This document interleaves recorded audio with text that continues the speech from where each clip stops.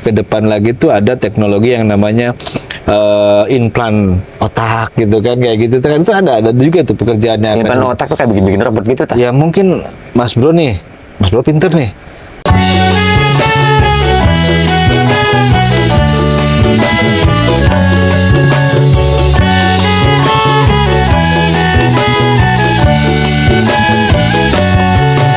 Gitu. Ini bahaya ya. Bahayanya pertama itu kalau kita nggak mengikuti perkembangan teknologi, banyak pekerjaan-pekerjaan manusia yang akan digantikan oleh teknologi. Jelas hilang. Kita harus menyesuaikan nih, harus banyak belajar. Betul. Waduh. Betul, luar biasa. Contoh lah kecil, Mas Obel gitu, tukang edit foto. Lah, sekian pakai handphone foto, jepret editannya, backgroundnya pengen apa, 1 detik jadi loh. Itu hilang kok loh, kerjaannya hilang loh, Mas Obel hilang. Tadi kongkon gawe ngedit benar. Iya. Gue gak boban. Iya. Sekarang itu. Iya. Boban benar. Udah bisa ngapusi kah? Iya. Karena alasannya kok durung lembur kayak. Nah, sebagai generasi ke depan nih, apalagi Indonesia itu di tahun 2045 kalau nggak salah itu menuju Indonesia emas. Betul. Kira-kira untuk masa depan dengan AI ini apa sih Mas Bro bekal kita nih? Untuk pekerjaan, untuk segala macem. Oke, dengan 2045 kan Indonesia emas, 2030 kita itu adalah bonus demografi, di mana usia-usia produktif nih menurut statistik kan akan sangat melimpah ruah. Ya kan. Di sisi lain teknologi juga yang harusnya orang bisa misalkan pekerjaan dikerjakan sama orang, dengan AI ini bisa jadi 1 orang. Ya. Yang tadinya 1 hari bisa 1 menit. Gitu kan, artinya sangat menggerus sekali gitu kan gitu. Nah, artinya memang untuk kedepannya itu paling tidak untuk 2030-2045 pengetahuan tentang teknologi terus di-upgrade nih. Betul. Ya kan, harus di-upgrade pengetahuan kita dan lain sebagainya. Gampang belajar sekarang tuh. Gampang. Pakai ChatGPT juga. Betul. Saya pengen tahu apa sih teknologi AI. Betul. Jelaskan itu sama ChatGPT. Detail banget. Yang penting kan mau belajar. Nah, itu belajar. Mas Bro, satu lagi nih. Kayaknya banyak pekerjaan-pekerjaan hilang di tahun depan karena tadi teknologi semakin pesat. Kira-kira Obel pengen bisnis, pengen kerjaan, pengen apa gitu. Kayak sih ke depan apa nih? Apa aja nih bisnis masa depan dengan begitu banyaknya teknologi AI ya. AI apapun tadi IoT IoT dan seterusnya tuh. Benar. Kira-kira apa tuh? Jadi kalau dibekali oleh anak-anak milenial nih yang sekarang lagi menuju Indonesia emas. Harus. Makanya Indonesia itu lagi program stunting itu penting tuh. Betul. Stunting itu pemberantasan stunting karena menuju Indonesia emas, tapi harus bekali dengan ini juga nih. Betul, Mas Bro. Betul. Jadi memang diprediksi ya beberapa tahun ke depan tuh ada sekitar 20 pekerjaan yang hilang lah gitu kan, kayak editor apa dan lain sebagainya gitu, sedikit gitu kan tergeser dan sebagainya kan. Ada 5 tahun. Oh, kabar-kabar aman. Tetapi memang ada juga memang beberapa ke depan yang akan yang akan menjadi prediksi dibutuhkan ya kan.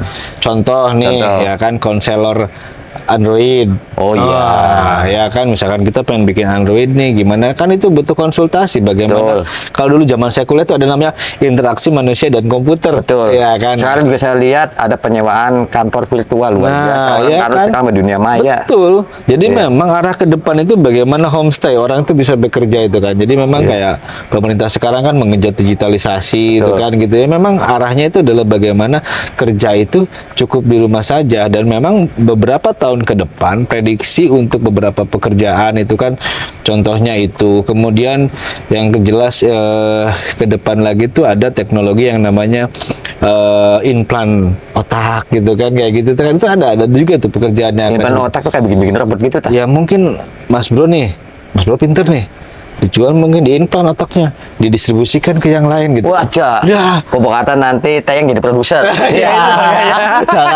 Jangan bahaya ya. Bahaya. Itu ada juga tuh kan kayak gitu.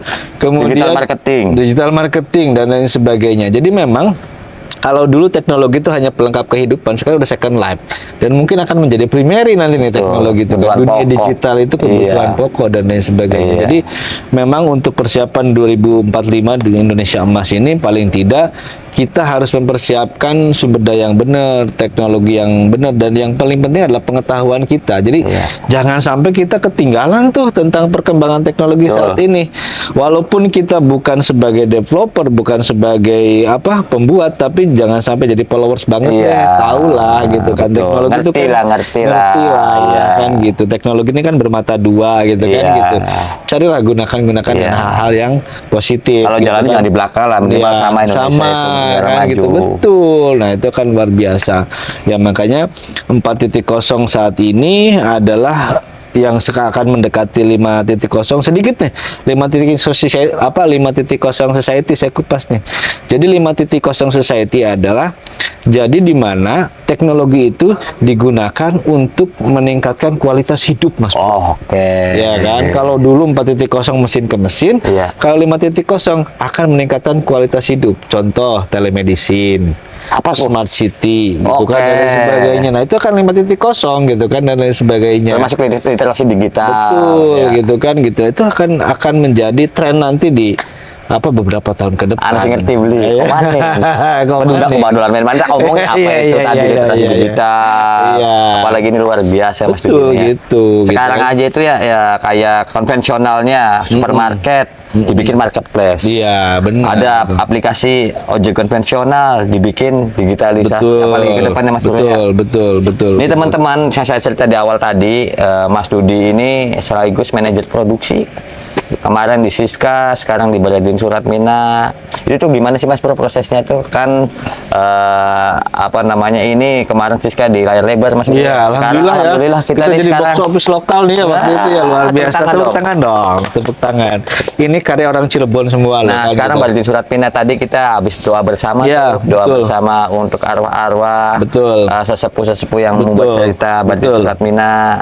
Itu gimana tuh anunya Mas Bro, proses produksi? Proses produksinya ya. Kalau saya kan serahin ke sutradara dan Mas Dudi. Iya betul. Jadi yang pertama ini kita sebenarnya sangat tersanjung ya dengan kepercayaan dari Pak Kaba, kepercayaan dari pemerintah Kabupaten Cirebon. Yang pertama kita memproduksi film The Movie of Siska, ya kan gitu. Ya alhamdulillah kita sudah bisa tayang tuh di di bioskop, di XS1, di 21 gitu kan gitu. Itu berkat kerjasama super team yang luar biasa. Yang kita bangun super team, bukan Superman. Super team yang luar biasa, yang saling bahu membahu, yang saling bekerja sama, saling support satu dengan yang lainnya, sehingga film itu bisa ditayang, bisa dinikmati.